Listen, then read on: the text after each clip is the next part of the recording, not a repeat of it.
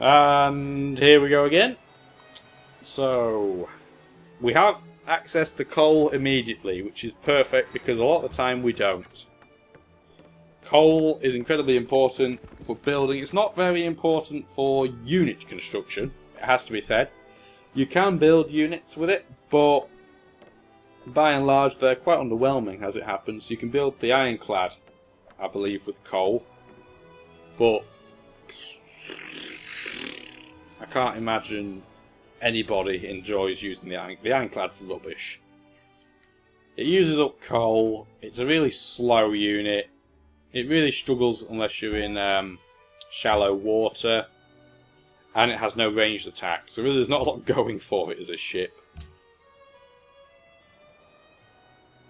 Ooh, wow, we're in unhappiness. Empire is unhappy and it kind of snuck up on me, so I'll start building a few happiness buildings after I've built factories. But yes, in the last couple of videos, well maybe in the last video, I can't really remember, I was talking about the Dungeon Keeper franchise and how the new free-to-play game, I say loosely, from EA really wasn't scratching anybody's urge for Dungeon Keeper 3. And I really should have pointed this out, and I completely forgot about it, but actually when you're playing Dungeon Keeper 2 there is a trailer for Dungeon Keeper 3 in Dungeon Keeper 2. And I'm not going to bore you with the technicalities, but basically the company that made Dungeon Keeper 2, Bullfrog, were bought out, and as is often the trend, oops, crumbs, I didn't mean to do that. Fail. But as is quite often the trend with games, they get bought out by a AAA company, they then get destroyed, and then a sequel is never made. That's what happened to Dungeon Keeper. Which is why people were even more angry about the fact that the, I'm not even going to call it a sequel, the bastard mobile child was such a flop. Because everybody wanted a good game. Absolutely nobody wanted a crap free-to-play game. I don't watch a lot of NerdCubed, but I did watch his video related to Dungeon Keeper because I was very interested how angry he would get. Usually he's quite a well-spoken character, but unsurprisingly he was absolutely fuming, and like I said, rightly so, because it's an absolute joke. And I wouldn't go as far to say it's a tragedy, because if you're ever getting tragically struck with games in the game industry, you need a slap and a reality check, frankly. But it is very, very sad, at the very least, that we are now in a place where there are certain people that think that Dungeon Keeper Mobile is a game. And I kind of dwelled on that a bit in the last video. I'm not going to dwell on it too much in this one because it makes me both sad, angry, frustrated, infuriated, livid. A lot of words to that effect, so I'm not going to dwell too much on it. We have a great museum. Bloody hell. A great musician. Do we have any music up to this point? We do. The problem with music is that getting a theme bonus on it is very difficult. I suppose I might as well just create it anyway. You can use them for tourism to infect other people, but it's usually better just to create great work. Especially in longer games, and we have created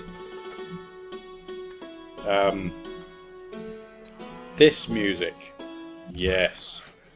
We created some music. Don't recognise it. I'm not very musically cultural, so please don't be offended if it's like a really well-known piece of music and you're like, oh god, you idiot. I don't know much about music, I'm sorry. But we need to think of another topic to talk about. With the past couple of videos we've talked about new consoles not really scratching the itch to play games. We've talked about Dungeon Keeper not really being a game. I suppose I could talk about my thoughts regarding the gaming industry for the future. And it's something that's come up of late, because something I did mention a couple of videos ago about the fact that Nintendo are constantly coming out with profit warnings, and they have had a whole host of not job cuts but salary cuts. And then on the other hand, we've had Sony closing down it. I'm pretty certain it's minimised its television production, and I'm pretty certain it's closed another production part down within the company. And basically what I think, and what is quite concerning for sure, is that not anytime soon, but we could end up in a situation where we only have one company creating dedicated, creating consoles that are claiming to be games machines. Because Microsoft is basically, in comparison to the other two major companies that make consoles, is on an infinite bankroll. Microsoft is not going to go bust. That's almost a guarantee. Whereas Sony and Nintendo are much more precariously perched. Nintendo, because it only does one thing, and its name and its brand is so strongly associated with that one thing, it would really struggle to do anything else. And then we have Sony, who do quite a few different things, but have realised very quickly that they're not very good at a lot of them, and thus should stop doing them. It was laptops, by the way, that Sony have stopped doing. I've just had a think in my head. Yeah, they don't. The Sony Vaio you will not see any more of because they completely stopped doing it. Because it was basically just a loss centre consistently, and not a huge surprise really. I suspect... Oh, it's cold there, I didn't notice because it wasn't my borders. My suspicion... I'm going to actually buy that tile so that Rush doesn't get it, even though it does have some there. Yeah, my concern is that we could end up in the future, not anytime soon, but we could end up down the line, and of course the phone goes off. Hang on. Hello? Yes. Yes. Yes. Okay. Love you. Bye now. Under the settee. He'd fallen in the gap in the cushion where I told you not to put your foot. No, it was right there. Yeah. See you later. Bye now. Kind of wondering whether to leave that in, because it was kind of funny how that just broke everything. Yeah, basically, long story short, I'd lost my wallet, and it turns out that my wallet had been eaten by the settee. And my wife had looked precisely where it was and not seen it. So, anyway, we won't dwell on that. Kind of funny interlude, I might actually leave that in the recording. That was kind of funny and not very long-winded. But yes, anyway, where was I? Yeah, we could end up in a situation down the line where we only end up with Microsoft making consoles. And I'll be brutally honest with you, I do not trust the ethics and the morals of Microsoft in particular when it comes to their consoles, considering with the whole scenario we had over the Kinect and how the US government is watching people and how the Kinect has to be on at all times, and then they talked about DRM always being on and then talked about it being off, and now I know that they amended it, but let's be completely honest, the only reason they amended it was because Sony didn't do the same thing they did. Because a business exists to make money in the most efficient way it can. And I refuse to just accept that as what it is, because there's different ways of earning money.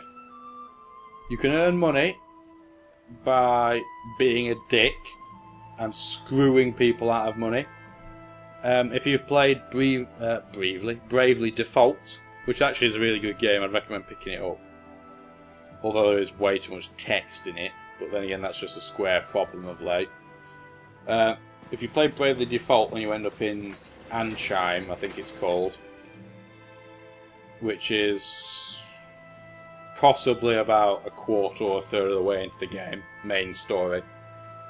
There's, I'm not going to spoil too much, but there's a person there, there's a group of people there doing it as a cartel, I suppose, but they're screwing the poor population out of any money and charging them obscene amounts of water, so it's a bit like being in the UK, frankly. But, yes, anyway, there's dickish ways of earning money, for example, in that case. Greek army is charging. So we'll sort that out, so we don't have to worry. What do we need? We don't want another factory right now, so we'll get a windmill. And we will get an observatory. Anyway, yeah, you can earn money by being a dick and trying to monopolise something like Microsoft is trying to do. You can see that by the DRM practices, even if they didn't go through them. Or you can earn money through... I'm not going to say Steam is perfect, because it isn't, but they have a much better sense of morals, where if there's a problem, they deal with it a bit more personally. Yes, there are issues to do with Valve's customer service, I get that. And there are problems with green light and people being able to mod their own forums and blah blah blah. But there's a lot more freedom, even though, yes, technically Steam is DRM, that's another argument. But it's a good type of DRM. And if you don't like DRM, there's still other sites. Because there's competition on a PC, for example, you can buy things, if you're retarded, from Origin, frankly, or you can get from other places like... I've talked about Good Old Games, GOG, a few times. I quite like buying from there, because there is no DRM. There is no DRM at all on Good Old Games. And when I was at university, I didn't always have an internet connection. So having DRM-free was important. Not so important now, but back then it was very important. But anyway, I feel like you get a more personalised service because there's competition. And whenever there's competition, as the name implies, companies have to compete. GOG is competing with Steam. Steam and GOG are competing with Origin. And there are other services as well. But they're competing with one another. Now might not be a bad time to get Oxford University. Or at least prepare to get it at the very least. Persian is currently going after somebody. It isn't me, so I don't really care who it is. But yes, because there's competition, they have to try and look after the people, which is important. Whereas a monopoly does not. I think, I'm not trying to name drop everybody, but I think Larry Bundy Jr. may have brought this up. It would be very cool if consoles could have online stores for other companies on. That would be really cool. It will never ever happen. Seriously? Seriously? Really? Another phone call? You can never ever get anything done in this house because there's never stopping with the phone calls. That will go away in a minute. I'm not even going to bother answering it. But yes, anyway, as I was saying, consoles, the specific consoles will never have other like stores, other businesses on it because companies want as much control as they can. So you're not going to give the option of buying from another company away that easily. You'd have to be stupid in their position. I'm not a sympathiser with it, as you may get the impression, but I understand their point of view. It's still very sad and narrow-minded, but I understand from their profit point of view what it means. But yes, back to what I was saying kind of before then, really. I think we're honestly going to end up in a situation where Nintendo end up being unable to create more hardware. I don't think they'll willingly stop, ever. But I think they'll get to a point where they are physically unable to create any, which will be sad. And then I question... I'm not sure whether Nintendo would ever be a company like Sega that would only produce software. I'm not sure they're the type of people that want to do that. And whereas Sony have a whole host of issues going on. And for them it's not just gaming, there's a lot more to it. For Sony it's about the fact that there's many different sections to Sony as a company, and gaming's just one of them. But they have been having problems the degree that they've cut laptops off altogether. The only TVs they're going to produce now are the super high-end ones. Oh, you're funny, Boudica. No. Yeah, well, all they're producing now... Oh, wow. Edinburgh is getting butt stomped. Oh, well, that's a capital I don't have to capture. Yeah, Sony doesn't produce laptops anymore. It practically produces no TVs anymore. Mainly because they simply cannot compete at all with the fact that there's so many people to compete with. Have you ever bought a Sony TV? The screen is made by Samsung. And yet you wonder why they can't compete with companies that make TVs, for example, like Samsung. You don't have to be a genius to put 2 and 2 together there. But nevertheless, Sony's a bit more complicated to predict because of that.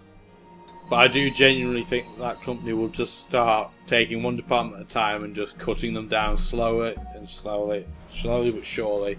They'll keep reducing the number of different things until they decide on the one thing they want to do. Which decision they make, we don't know. Frankly, as of yet, I am going to go and travel to there because I get more science out of that trade than I do, even if I get slightly less gold. But yes, I think we're going to end up in a situation where all we're going to have, if you want to play a console, is like the Xbox 1,012,000 or whatever console ridiculous number they come up with next. Because only Microsoft will come up with a different invention for naming strategies where the third console is called the what. And yes, I know what they're trying to do there, but it doesn't work, frankly. And the fact that it could be shorthanded to Xbone and nobody at Microsoft saw that in marketing was an absolute flop of all things. Oh dear. Marketing these days. You pay millions for it and apparently it's still a load of crap. You should tell EA again that when it comes to Battlefront. Yeah, you can advertise Battlefront as much as you want, that will not stop people playing Call of Duty. Even if, when it comes to the mechanics of the game, even if Battlefront is better, people will play COD more. Because it is COD. That's how people work. And it bewilders me that companies that pay millions and millions in marketing haven't tweaked that yet. Not even, like, I've done a management degree that did partly marketing, and I know it, but people that didn't even do that know that. People with common sense know that, but they don't. So, says it all, really. Now, we have factories in 3 cities. So, the Industrial Revolution now kicks in, and it wants to pick an ideology. There are 3 ideologies. Autocracy, freedom, and order. Now, you can kind of tell by the pictures that go alongside them what each of them mean, but just in case, autocracy is all about war, and the best victory types it claims are culture, diplomatic, and conquest. Then you have freedom, best victory types, culture, diplomacy, science. And then you have order, and the best victory types are culture, again, you'll notice how culture is the theme, conquest, and science. Now, I wouldn't pay much attention to what it's telling you because I would disagree with it, but just give me a sec.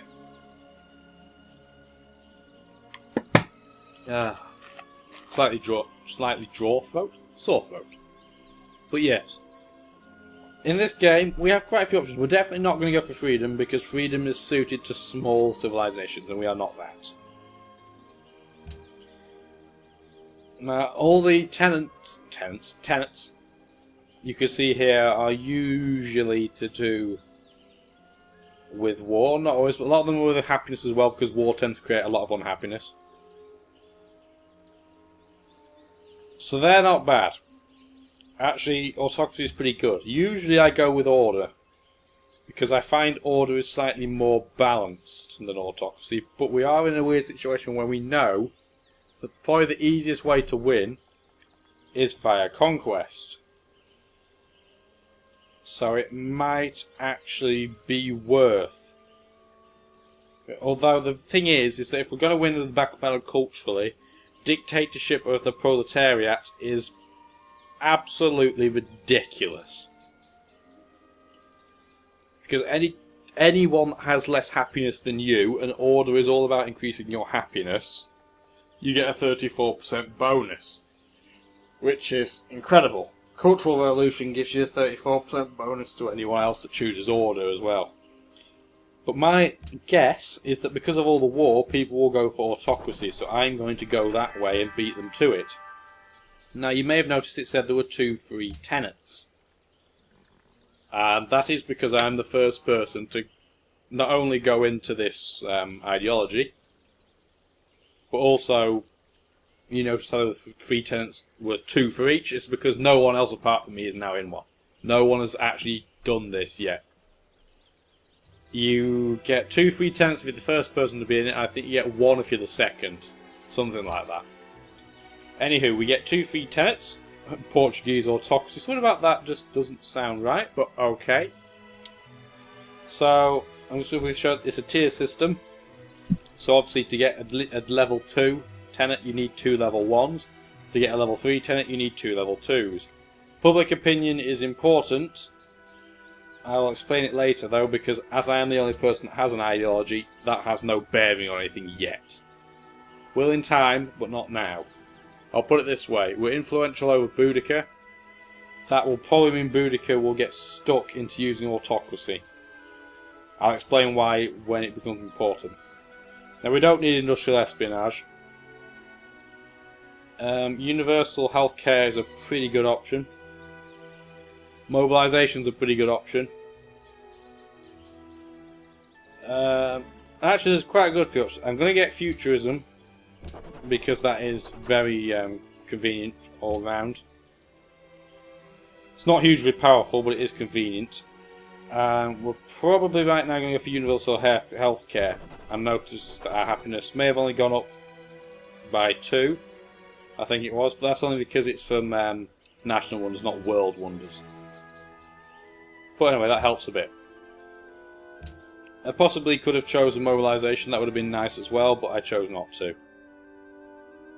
Now, which city has the best building? Because you usually want to put your ironworks in your city with the highest production. But I'm kind of not sure if I want to put it in Lisbon or not. I'm thinking about putting it in Braga. Braga? Yes, in Braga is what I'm possibly thinking. Because it's a bit closer to the middle of the map.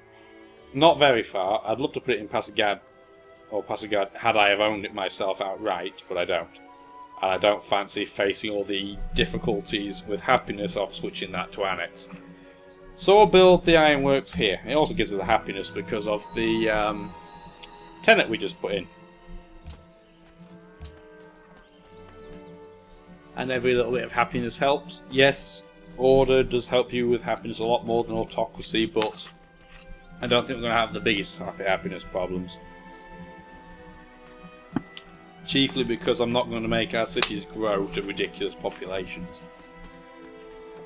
Big populations are usually better, but you don't want to go too far. Too much of a good thing is bad, as they always say. I'm just curious as to when to attack. I'm actually thinking as soon as we get artillery, which is why I'm saving money, by the way, because I want to upgrade them with cash. As soon as we get artillery, I'm thinking that will be the time to go and attack people, because yes, we'll probably be still stuck with muskets, which are really getting to quite inadequate for the amount of strength that cities have, but it's better than having weaker siege units for sure. We might want a couple of cavalry if we get round to it as well, because their movement speed makes capturing cities sometimes easier, albeit they get a penalty against cities. Where did this last go? It went to Braga. I'm actually thinking about just moving hammers to Braga instead of population. That means the ironworks will be finished a bit more quickly for sure, so that's helpful. Yeah, I'm thinking as soon as we get to artillery, we'll attack Darius. Because everybody else is just kind of scrapping with one another, not really making a huge amount of headway. I think they're more declaring on each other because they hate one another rather than anything else. Because, oh, we had that glitch where everything moves in one direction. Yes, the empires around here have taken small chips out of each other. So, for example, the Aztecs have St. Petersburg, which used to be a Russian city. And Edinburgh basically can get taken out at any minute. The Aztecs have that city, you can tell by the colour of the border. Yeah, there's niggles in places around here, but generally speaking, not a huge amount has changed. And Greece is probably now at roughly the same strength as those guys. Even though it doesn't have almost any of its major cities, because it had a head start, it built up a lead over the other guys around it. It's still quite competitive with them. Funchal, yep. It's quite bizarre that in this game we are completely uninterested by religion. Usually I try and base everything around religion in this game, for the prime reason that I like to make money using religion, if I can get away with it. Yeah, I'm genuinely thinking that I can start moving some of my troops away from the Greek borders as well.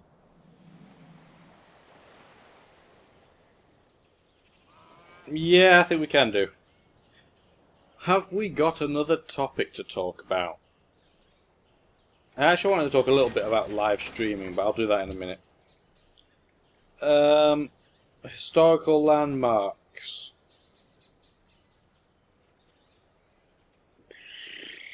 I don't really want that, because it will make winning culturally more difficult. But if Greece votes for it, there's nothing I can do. Oh wait, he proposed something to vote nay on it. Well, I've done that before, in fairness. Unfortunately, he's also going to vote nay for World Fair, which is very frustrating. Well, I'm going to throw all 4 of my votes in and just kind of hope. Because the World Fair would be very convenient.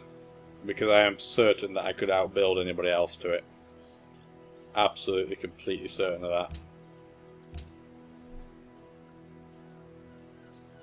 But yes, live streaming. Live streaming has become a pretty popular avenue for a lot of YouTubers. Because the YouTube website, it's still not brilliant, is it? They spent the last few years since Google bought it just slowly breaking everything to do with it. Oh, great. I think it failed. Hang on there.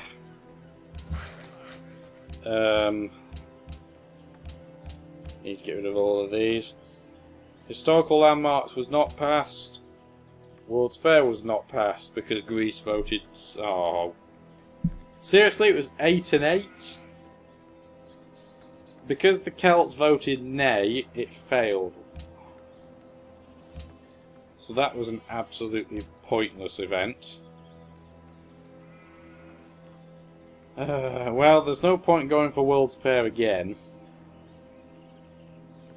Because right now, I really don't want to do that.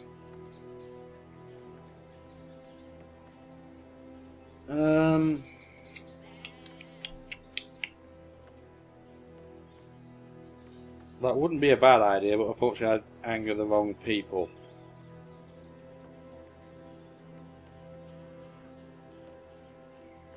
There's not really a whole lot there, to be honest, I want to do.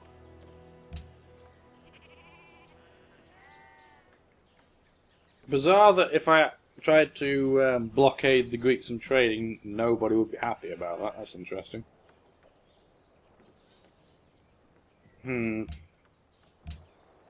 I said there's really not a lot that I want to do.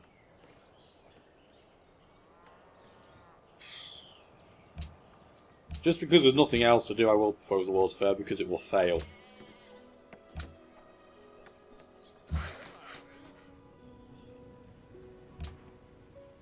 Anyway, I was talking about live streaming, wasn't I? Yeah.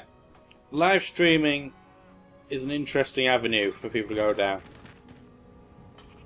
And if live streams were more reliable, I would certainly watch a lot of them. I know Twitch Plays Pokemon is like a live stream that everyone and their dog has been obsessed by. But I couldn't watch it because I was having big issues with the video not working. And I know live streaming has a whole host of technical issues potentially, even more so than on YouTube, which says a lot. What? It's tough being the leader of a kingdom. Trading with friends is a great way to make it a little easier. Oh, that's an interesting thing I could do. I'm going to say yes to that right now, even though he's guarded. Because I want him to vote yes if I can take Darius out before it goes through. And I think 74 turns will be enough, now that I think about it. Yeah, I think it'll be enough. I'm optimistic anyway. I should be able to get to... Military science takes 7 turns. Or 6 now, obviously, because we're on to the next turn. Dynamite takes a whopping 27. I think our post has just arrived. Anywho, yeah, Dynamite takes 27, so that's 33 turns, so I'll have 40-ish left. Maybe a couple less because I'm likely to increase my science. I should be able to take at least Darius' capital in probably 20 turns if I siege it. And just patiently build up attacks on it. I should be able to do that without too big a deal. Famous last words, I know, but in theory we should be A-OK. So that's what we're going to try and work on. As for now, we're just trying to get all our cities producing as much science and as much gold as possible. Because I want to be able to buy our military rather than spend lots of time building it. That's a pretty pathetic if we do this. That gives me some happiness, so that helps. Yeah, we want to be in a situation where we can definitely do that.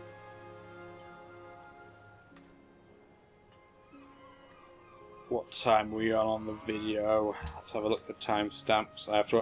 It's very hard for me to see the timestamp on the background, so I usually end up doing this. And bizarrely, I've been recording a batch now for 77 minutes, but the way that this works for some reason is that it goes to 1 hour 77 minutes. It's weird.